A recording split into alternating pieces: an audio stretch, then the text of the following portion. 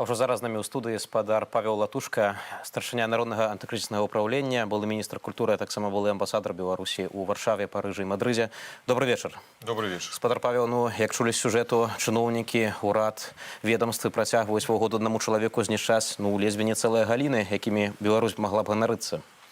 Так, сапраўды, ціск не зменшаецца, і ён і не зменшыцца да той пары, пакуль Лукашенко застанецца функцыянальна пры ўладзе. І гэта павінны зразумець усе, дзеля таго, каб прымаць сваё асабістае рашэнне, ці працягваем мы змагацца з гэтым рэжымам, ці весці барацьбу. Я лічу, што выхаду ў нас няма. Не будзе хаты з краю, не будзе таго, каго пройдзе бокам гэты рэжым, гэты ціск.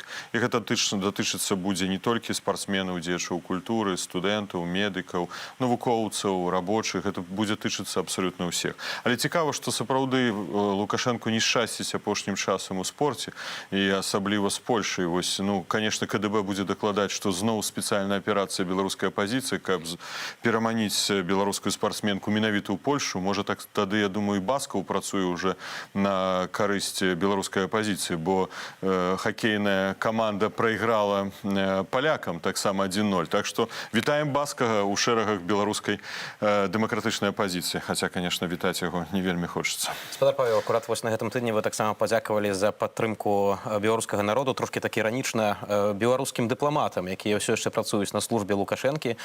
Вы сказалі, што вось дзякую, што вы з народам. Патлумачце, што вы мелі на ўвазе. Так, сапраўды, вялікая колькасць беларускіх дыпламатаў, я скажу абсалютна ўпэўнена, большасць беларускіх дыпламатаў, у тым ліку ўзроўні надзвычайных паўнамоцных паслоў, не падтрымліваюць палітыку Лукашенка. Зразумела, што мы будзем крытычна ацэньваць, што яны не гатовы публічна аб гэтым сказаць. Яны спасылаюць на тое, што ў кожная свая сям'я, крэдыты, вырашэнне нейкіх хатніх праблемаў, маюць прыклады рэпрэсій у адносінах да іншых калегаў з дыпламатычнага корпусу. Але ацэнка той сустрэчы, якая была ў Лукашенку з амбасадарамі, мяне вельмі зацікавіла. Падчас абмеркавання беларускія амбасадары сказалі, гэта была агонія. Агонія, конечно, яна можа працягвацца нейкі час, але это ацэнка тых людзей, якіх ён прызначыў. Таму на сённяшні дзень мы заявілі аб стварэнні, і ўжо фактычна існуе такая арганізацыя, як падпольнае аб'ядзіненне беларускіх дыпламатаў. Можна Победа, нават перакласці так. Гэта высокапастаўленыя дыпламаты, гэта маладыя дыпламаты, якія працуюць у сістэме Міністэрства замежных спраў, якія скончылі сваю працу, вымушаны былі скончыць працу ў дыпламатычным ведомстве нашай краіны, але якія працуюць на карысць беларускага народа і падтрымліваюць беларускія дэмакратычныя сілы. Менавіта гэтым і амбасадарам, і дыпламатам я дзякую.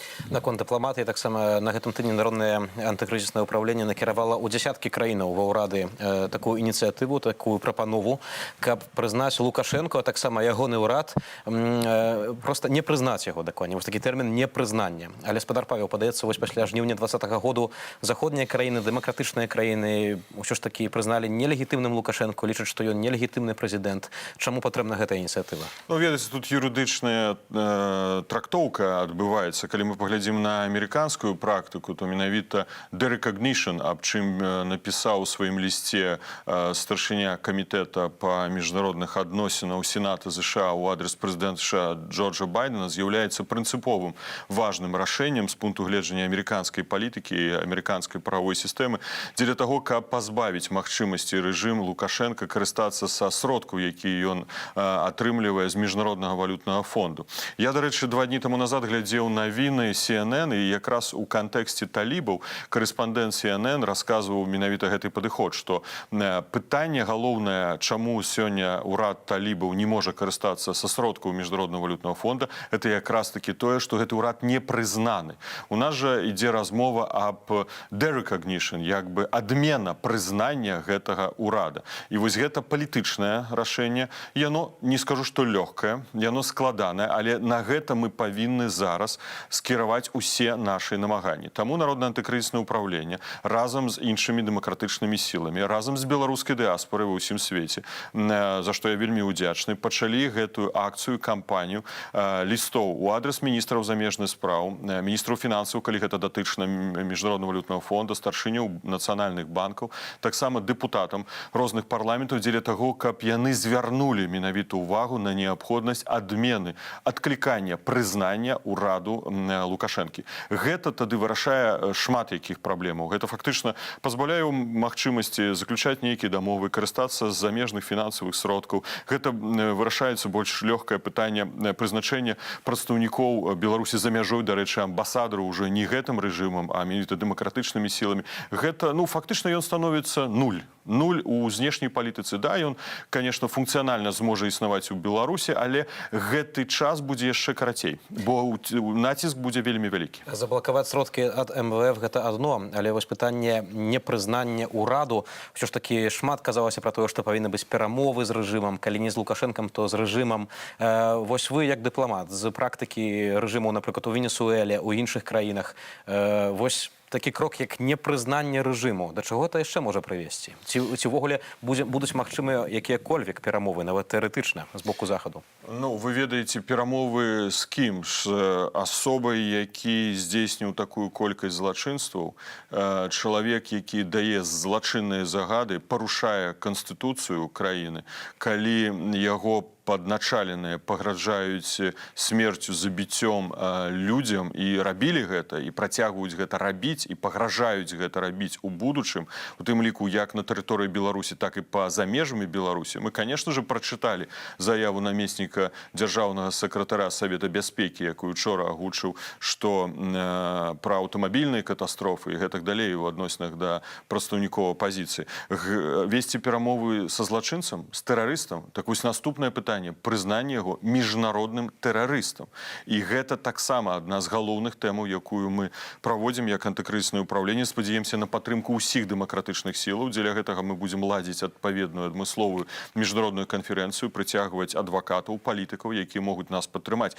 Гэта складаныя тэмы. Калі яны былі б такія лёгкія, і это можна было вырашыць вось такім чынам, мы бы прасунуліся вельмі моцна і хутка наперад у нашай перспектыве перамогі. Але за гэтай тэмы трэба брацца, і мэта накіравана на іх ціснуць і працаваць. Але ўсё ж такі яшчэ ўвесну амаль што 700 тысячаў нашых грамадзянаў, беларусаў прагаласавалі за тое, каб Святлана Ціханаўская правяла перамовы з прадстаўнікамі рэжыму аб мірнай перадачы ўладзе, а ввогуле вырашэнне гэтага крызісу, які напаткаў нашу краіну гэтай катастрофы. Ўсё ж такі тады людзі прагаласавалі за тое, каб нейкія перамовы ці нейкія спробы былі. Да, я згодны з вами, і гэта важна тое, што такія галасы былі, яны ёсць, але зноў жа такі, пра што будуць перамовы? Перамовы пра тое, як зысці Лукашэнку. На мой пункт гледжання як палітыка, гэта павінны быць самыя кароткія перамовы за ўсю гісторыю Беларусі. Бяжы. Бяжы як мага хутчэй. Бо інакш я сабе ўявіць не магу. Лукашенко – гэта той чалавек, які па ўсіх сітуацыях свайго існавання пры ўладзе ён перайграе сваіх супернікаў. Мы павінны быць мацнейшыя за яго. Мы павінны паказаць сваю сілу. І калі мы мацнейшыя за яго, а гэта ўнутраны і знешні ціск акумуляваны, вось тады мы можам разлічваць на тое, што ў гэтых перамовах, самых кароткіх перамовах мы зможам перамагчы. Калі мы сёння ў гэтай пазіцыі будзем прапановваць перамовы, давайте будзем рэалістамі. Лукашенко не пойдзе на гэтыя перамовы. Тым больш, што ён, бачыць, мае гэтую часовую тактычную падтрымку Крамля. Бо ўсё ж такі гэта не стратэгічная, а тактычная падтрымка Крамля персанальна да яго асобы. Так што сёння гэта хутчэй за ўсё мара, якая наўрад ці здзейсніцца. Але ў перспектыве нам трэба набраць гэтых сілаў. Вось мы часта чуем апошнім часам, што вось людзі ўжо стаміліся, дэматываваліся, што яны не гатовы выходзіць, не гатовы страйкаваць і не гатовы да дзеянняў, да акцыяў. Я не ведаю, я кожны дзень размаўляю з Беларусю, з рознымі людзьмі, і мне кажуць, што людзі менавіта гатовыя, чакаюць таго сігналу, таго руху неабходнага, патрэбнага імпульсу, які бы вярнуў бы нас усіх у той настрой, у тую рашучасць, якую мы мелі ў мінулым годзе. Узгадалі вы пра падтрыманне з боку Крамля, да гэтага яшчэ вернемся. Хацеў таксама вас запытаць пра знешні ціск. Еўразвяз плануе 5-й пакет санкцыяў. Вось таксама тут ёсць розныя меркаванні наконт таго, што цяпер адбываецца ў нашай краіне. Макею свой час шантажаваў захад наўпрост, казаў пра тое, што вось будуць санкцыі, будзе знішчана грамадзянская супольнасць. Бачым гэта страшэнныя рэпрэсіі і бачым, што гэтыя санкцыі уведзеныя супраць рэжыму Лукашэнкі. Ці яны ўсё ж такі могуць дапамагчы, яны паспрыяюць таму, што гэты рэжым абваліцца, ці ўсё ж такі ад гэтага, як бачым, можа пацерпяць больш людзі? Ну, па-першае, мы павінны разумець, што чаму ўводзіліся гэтыя санкцыі, чаму яны ўводзяцца менавіта не сіламі беларускай дэмакратычнай апазіцыі, а менавіта рашэннямі адпаведных інстытутаў Еўрапейскага саюза, Злучанымі Штатамі Амерыкі, Великабрытаніі, Канады і іншымі краінамі-партнёрамі. Гэта іх самастойныя юрыдычныя міжнародныя прававыя рашэнні. Яны ўводзяцца па адной прычыны, каб даць моцны сігнал рэжыму, перапыніць рэпрэсіі у адносінах да беларусаў, спыніць злачынствы, вызваліць усіх палітычных вязняў. Ці штосьці змянілася ў гэтым кантэксце? Не. Ці павінны перапыніцца санкцыі? Не. Ці павінны яны ўзрастаць? Так. Бо пакуль ён не зразумее, што сіла на баку праўды, добра, калі ён не пачне рабіць тое, што ён павінен рабіць, а галоўнае, каб ён зышоў ад улады, вось да гэтай пары і патрэба будзе існавання гэтых санкцый. Прычыны не змяніліся. Пяты пакет рыхтаваўся яшчэ на весну. Пазней адбыўся інцыдэнт з Ryanair'ем, пазней былі ўведзены сектаральныя санкцыі, так што ён фактычна знаходзіўся ў такой стане падрыхтоўкі. Заўтра адбудзецца чарговая дыскусія на гэты конт. Але з'явіўся яшчэ фактычна два фактары, якія вельмі моцна ўплываюць на патэнцыйнае рашэнне Еўрапейскага саюза. Зноў жа такі, гэта яны будуць прымаць рашэнне. Першае, гэта ліквідацыя соцен, фактычна 200 пазаўрадавых арганізацый знаходзяцца ў стадыі ліквідацыі альбо ліквідаваны за апошні час. Калі ўлады ўжо рукамі цягнуцца да Саюза беларускіх пісьменнікаў, Пен-цэнтр ліквідуюць, калі яны да таварыства беларускай мовы даходзяць, так пра што мы можам казаць? Недзяржаўны сектар поўнасцю знішчаны. Дарэчы, Макееў гэтым адказны. Ён аб'явіў пра гэтую генацыд публічна ў адносінах да грамадзянскага сектара ў нашай краіны. І наступная, гэта гібридная вайна, міграцыйны крызіс. Ну, прабачце, калі краіны-суседзі вымушаны уводзіць надзвычайны стан пры мяжы, калі яны ідуць на кошты, калі яны ўзмацняюць бяспеку мяжы, што Лукашенко думае, што за гэта не будзе пакарання? За гэта будзе адказнасць. Ён павінен адказваць за тое, што ён робіць штучную гібридную вайну, ініцыюе сам. Лукашенко на гэты тыдзень таксама паляціць да Пуціна, зрэшты, ўжо 5-й раз за гэты год, пры тым, што ён ізаляваны на захадзе, вось у Маскву ён ці там у Пецярбург, ці ў Сочы ездзіць. І старшыня кансерватыўна-хрысціянскай партыі Зенон Пазняк напісаў, што ўсё ж такі вось гэты санкцыйны рэжым, ён упіхвае Лукашэнку да Расіі, што трэба замарозіць санкцыі, пачынаць перамовы. Я ўжо пачуў, спадар Павел, што вы кажаце, што перамовы зараз рэалістычна, калі глядзець на рэчы, проста не могуць адбыцца. Але калі казаць вось пра гэтую паездку Лукашэнкі ў Маскву, ці сапраўды ёсць так, што гэта захад упіхвае яго туды? Не, абсолютно не. Трэба зразумець, што першая памылка: Лукашенко не з'яўляецца гарантам незалежнасці Беларусі. Не можа існаваць гарантыі дзяржаўнасці, незалежнасці, суверэнітэту краіны, калі ўсё завязана на адну асобу. Гэта памылковы пункт гледжання. Гарантыі незалежнасці забяспечваюць людзі, народ, тыя, хто жыве ў гэтай краіне. І калі мы аддаемся ў рукі аднаго узурпатара, вось тут якраз такі гаранты самыя мінімальныя, яны практычна адсутнічаюць. І вось калі адбываюцца дэмакратычныя змены, калі сапраўды лёс краіны вырашаюць самі людзі, вось гэта самыя максімальныя гаранты незалежнасці. Як бы там ні было, на сённяшні дзень Лукашенко не з'яўляецца гарантам, не з'яўляўся і не з'яўляецца і не будзе з'яўляцца гарантам нашай незалежнасці. Ён будзе гандляваць толькі ў інтарэсах сваіх уласных, каб захаваць сваю ўладу. Яму другаснае пытанне дзяржаўнасці і незалежнасці нашай краіны. Таму санкцыі не з'яўляюцца тым фактарам, які ўпіхвае нас у Расію. З другого боку, трэба зразумець, што ў Расіі вельмі ясны, зразумелы пункт гледжання на Беларусь. Яны глядзяць на Беларусь як на зону сваёй адказнасці, уплыву, на якую яны хочуць мець яшчэ большы ўплыў, чым маюць сёння. Фактычна, я песіміст у гэтым кантэксце з пункту гледжання ацэнкі расійскай палітыкі, а не з пункту ацэнкі будучыні Беларусі. Я песіміст, што ўсё ж такі іх галоўны план — гэта інкарпорацыя Беларусі. Што можа застацца ад краіны, калі мы дазволім вырашаць наш лёс далей Лукашэнку? Гэта межы на мапе, сцяг у Арганізацыі Аб'яднаных Нацый, як гэта было ў часы Савецкага Саюза. Беларуская Савецкая Сацыялістычная Рэспубліка. Вось гэта той мінімум, а максімум гэта суб'ект Расійскай Федэрацыі. Таму пытанне зноў стае. Лукашенко не гарант. І трэба менавіта давесці да сітуацыі, калі ён больш не будзе функцыянальна уплываць на сітуацыю ў Беларусі. Дарэчы, калі нават размова ідзе пра падпісанне дамоваў, гэта же фактычна не дамовы паміж дзяржавамі. Гэта дамовы ўнутры так званай непрызнанай саюзнай дзяржавы. Гэта яшчэ адзін фактар непрызнання гэтых дакументаў. І расіяне таксама гэта разумеюць. Бо ж пасля 5 лістапада ён юрыдычна не прызнаны нікім, большасцю свету. І ён не можа падпісваць адпаведныя міжнародныя дакументы. Так што аргументаў юрыдычных міжнародных шмат. На жаль, функцыянальныя на яго баку. Вось як зменшыць яго функцыянальны ўплыў, вось гэта наша задача. Гэта выклік нам усім. Таксама сапраўды гэта выклік нам усім і памятаем, што для Расіі не заўсёды важна, што мае юрыдычную сілу нешта ці не мае. Памятаем, як было з анексіяй Крыму. І вось цяпер зноў гэтыя чуткі, невядома, што ў медыях пішуць пра тое, ці падпіша Лукашенко, калі паедзе да Пуціна ў Маскву, ці не падпіша. Казалі расійскія медыі, што ўжо зараз 9 верасня мапа падпішуць, потым Лукашенко пра лістапад загаварыў. Усё ж такі, сапраўды сітуацыя такая, як ёсць, Лукашенко ўсё яшчэ узурпуе ўладу ў нашай краіне. Што нам рабіць беларусам, калі ён будзе далей здаваць вось гэты дзяржаўны апарат пад Расію?